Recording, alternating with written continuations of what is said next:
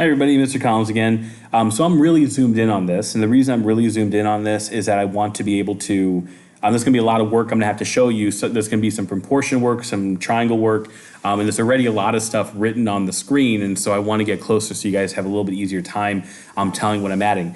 So the directions here are pretty straightforward. Just fill in all the pieces below of the missing triangle. And so we're gonna have some angles we're gonna need to fill in, some side lengths we're gonna have to fill in, keeping in mind that the triangles are similar. Two things are true. One, all the angles are congruent that are corresponding, and all the sides that are corresponding have the same ratio or scale factor. And so like sometimes I think we're gonna be able to see that scale factor really well. Sometimes I think we're gonna have to probably write up a proportion to solve it. All right, without further ado though, let's jump into it. So for these first set of triangles, ABC is similar to DEF. Looks like there's also a similarity statement. That's going to be useful. It looks like we have all the side lengths, so that's good. We're just missing some angles. But since we know they're similar and we know we have some correspondence because they're similar, in other words, angle A and angle D, the angles at A and the angles at D, these have to be congruent. Well, if I have one, I actually automatically have the other. That's going to have to be 30 degrees here as well. Okay, it works the same in the other direction. Here I have angle B that has to be the same as angle E by definition. So angle B here has to be congruent to angle E, which means this is 40 degrees. Okay, and if we have angle C and angle F, well that's just the third angle, C and F, that means this has to be 110 degrees. We can confirm we're right because these are triangles, and triangles by rule have to have 180 degrees as their total angle value. That's a triangle sum theorem, right? And so if I take 30 plus 40, that's 70 plus 110, that gives me 180, so I'm pretty sure we're gonna be correct. Okay, so very sneaky the way they're only giving you some of those angle values, but using the triangle sum theorem and the triangle similarity statement, we should be just fine. Here it looks like we're missing some angles and some side lengths, so we're going to have to do a little bit more work. But right away, let's just get those angles in. Here we have 37 degrees for angle T, angle at T. That matches the angle at P, so it has to be 37. Here we have a 90-degree angle at A. A matches with E, so that's going to have to also be 90 degrees. I'm just going to make the mark. I guess we could fill it in if you want to, 90 degrees and 90 degrees. That seems okay with me. Okay, and so I don't have either one of the third angles, but I do have knowledge of triangles. This is where the triangle sum theorem comes in. All the angles have to add to 180 degrees, and so I take 180, subtract off 90, subtract off 37, I'm left with 53 degrees. And since S and R correspond, I know that also has to be 53 degrees. Okay, that was the easy part. Now let's try to figure out the side lengths. We're definitely missing some pieces. Just for clarity, I'm going to call them like X and Y. So we have to find X, we have to find Y. I think there's two ways to do it. One, we can notice a scale factor and we can just kind of fill in the pieces. Like what I mean by that, just for the sake of argument, I notice this is 4, I know this is 8. Since I know the triangles are similar, 4 to 8 has a times 2. And so if I compare 5, multiply it by 2, this should be 10. Okay, so we're going from small to big. I can also work that scale factor backwards. If I have the left-hand side is 6, going to a small triangle, that's going to be a divided by 2. 8 divided by 2 is 4, and so that's going to give me a 3 here. Okay. So that's probably the fastest way to do it by far. If you can see the scale factor, you can use the scale factor. Otherwise, we're going to have to take advantage of proportionality and then set up and solve a proportion. We will see examples like that, so don't you worry. That's a coming. Okay.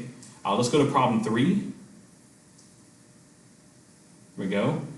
So here they're trying to pull a trick on you. It's not a good trick. The trick is that they're trying to like reorient the triangle, so the one's been like flipped or translated or reflected or something like that. And so we know that we have to be careful, but also we can use a triangle similarity statement to know what part matches with what part. Let me demonstrate what I mean. Okay, so I can see here that S is 60 degrees, and S has to match with G because they're both listed first, which means this guy down here is G, and so that gives us 60 degrees. Okay, we have L. Here's L, that's 100. That corresponds with W. Where are you, W? There you are, W. So that's got to be 100 degrees. Okay. And our last one, okay, we have M. M corresponds to N. So that means this last guy's got to be 20, which we can probably figure it out just from the triangle sum theorem, but it is what it is. Okay? Now we're kind of left with sides. We have one triangle completely filled out. We have this other triangle that's not. Again, we could probably work scale factor, but just to get some variety in here, let's do some proportional work. Let me explain what I mean. Okay? Here we have this side length, SL. Okay? And SL is right here, it's listed first, which means it has to correspond with GW because that's listed first as well. That's always been the use, okay, of these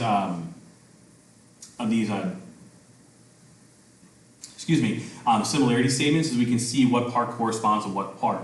What that tells me is I have this ratio of 8 over 4 because 8 came from SL, the large one, and then 4 came from like the small triangle that corresponds. Okay?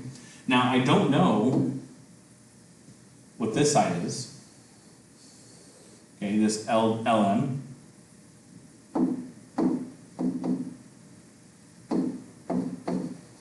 Okay, but I do know that LM has to correspond with WN, which is this guy right here. Okay, which means LM for the large triangle corresponds to 5 for the small triangle because that's how long WN is. Well, guys, I've seen this before. This is just some cross multiplication kind of stuff. I've done this a couple hundred times, right? And so if we just solve this proportion for LM, we should get the value. This way is going to give us 40. This is going to be LM times 4. Okay. Well, to get LM by itself, we'll just divide by both sides by 4.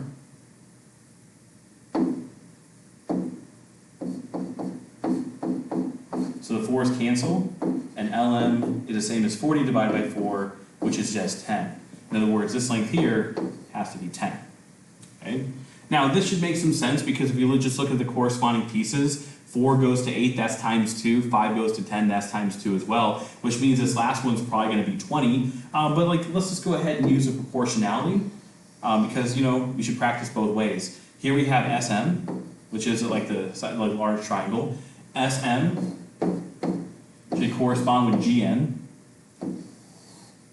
Okay, so SM is to 10. Now we have to match this with a ratio. Okay. I'm just going to use the ratio from the first one because we know it has to be the same as 8 over 4. That's what we used here. Okay. Now we're just in the cross multiplying. So 4 times SM is the same thing as 80 because 10 times 8 is of course 80. Divide both sides by 4. SM is the same in this case as 20, which again we could have predicted because we know the scale factor here is like times 2, but that's just another way we can generate the same work. I'm not really concerned if you can, or which way you take, and so if you take the times 2 multiplier because that's what you see first, that's fine. If not, you have a way to set proportions and solve. I think that's fine too. Okay. Let's go to this guy. All right, let's do the angles first. The angles seem to be kind of the easier of the two things that we have to do. So here we have angle J. J corresponds with H. So that means J and H have to have the same value. That's going to be 60 degrees. Okay, here we have S. S corresponds to M. They're both listed last. So there's M. That means this guy here has to be 50 degrees. Okay, but we don't have any other angles listed, but that's not much of a trick. We know how to handle this. Triangle sum theorem, all the angles add to 180 degrees, and so we take 50 plus 60, that's 110. Take away from 180, that's going to be 70 degrees. And since B corresponds with O, that means this has to be 70 degrees as well. Okay.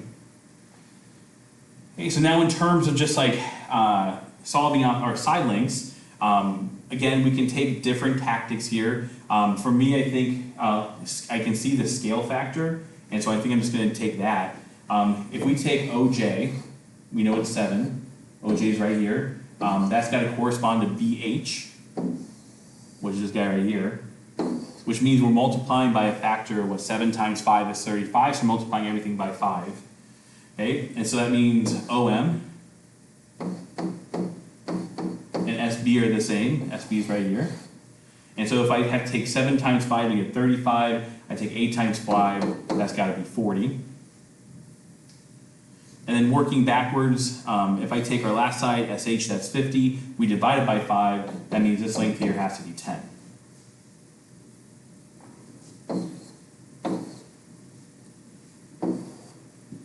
Yeah, I'm just circling all the lengths, so it might be a little easier to see on the key. Could we have set up proportions to solve that? Absolutely can. In fact, that's going to be a good tactic. I just think when it's just numbers and we can see the scale factor, I think it's just fine to use the scale factor too. That's the whole point of knowing a lot of geometry, is you get different options to use to solve. Okay. Oops. Okay. All right, so you know what's going on. Angles first, let's get it. So here I have 25, that's going to be A. A is the same as O. Where's O? There you are, O. Okay, so that's 25 degrees, that's got to be 25 degrees. Okay, looks like we have our 90s already mounted there. We don't have that third angle, but oh man, that's not even a trick at this point, is it? So 90 and 25, take that away from 180.